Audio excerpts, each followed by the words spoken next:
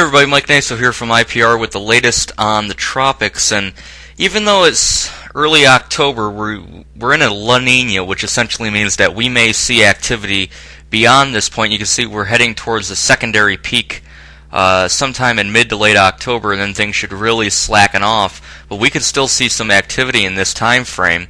And interestingly enough, from 1950 to last year, the hurricanes that have made landfall in the United States, you can see a lot of them, we're going to have to add one Category 1 hurricane, Humberto, right in this area here, where, as you see, past Category 4 hurricanes, such as Audrey, have made landfall in that area, as well as Category 3 Rita in 2005. So even though we saw Humberto only as a Cat 1, still nasty, but be thankful it didn't have more time over water. And the season isn't done yet. You still got to keep an eye out, especially in Florida. You can see because most tracks in October, the track is generally up towards Florida, as Wilma, as we saw in Wilma, and then Opal in 95 up towards the Panhandle. So generally there's a curve in the track as we get more trophiness in the Atlantic Basin.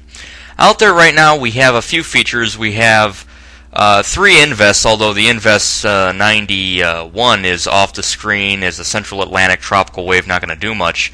Invest 90 is right in this region here in the Gulf of Mexico, and we really don't see anything looking favorable. Some thunderstorm activities and maybe some gusty winds coming into the Gulf Coast here, but not any real development. And then we have Invest 92, which officially is located right up here. That's why the model guidance are moving off in this direction.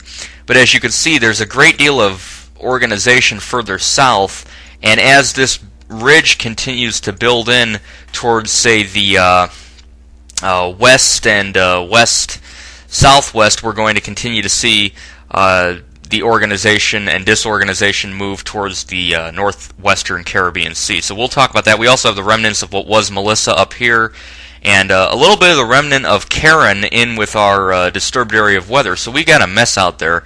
Here's a further vantage point of it, and you can see we have beautiful high-pressure aloft anticyclonic flow, very favorable over this entire area. If you look at this in fast loop motion, you can see there's an upper level low in here, so we have a little bit of wind flow in this direction, then we have the high pressure coming down, we have it pushing down and then back up and around. Just a wonderful environment if we had a tropical cyclone in this region here, which we may if this system continues to move in this direction.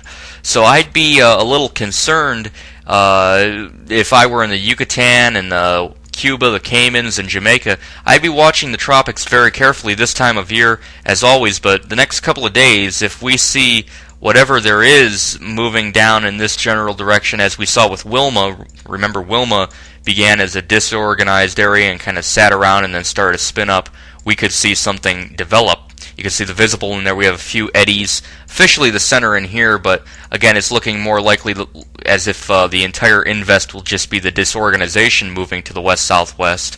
Also a little eddy in here with what appears to be the remnant of Karen, what's left of Melissa up here, and our wave out here not doing much. Also our system in the Gulf Coast. So a lot of activity, no doubt.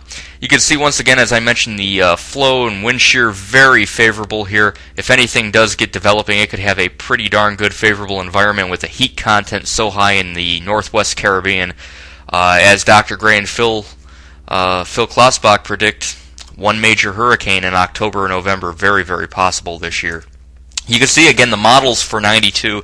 Initialize it with the little swirl up here, but I gotta tell you, as you can see, the current motion is south. The disorganization's heading south. I think we're likely to see development somewhere down here in the Caribbean more than up here, which essentially means take this general westward track and expand it more towards here. And I think Mexico, the Yucatan, and then the Gulf of Mexico may be at risk. But it's still early. We need to see what happens with it.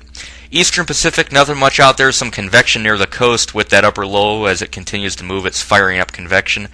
We do have a strong typhoon, Kurosa, in the Western Pacific, almost a super typhoon, 140 miles an hour, moving northwest at 12. Is forecast to skid Taiwan as a Cat 3 and then weaken to a 1, but slowly slam, Sunday, Monday, Tuesday, China.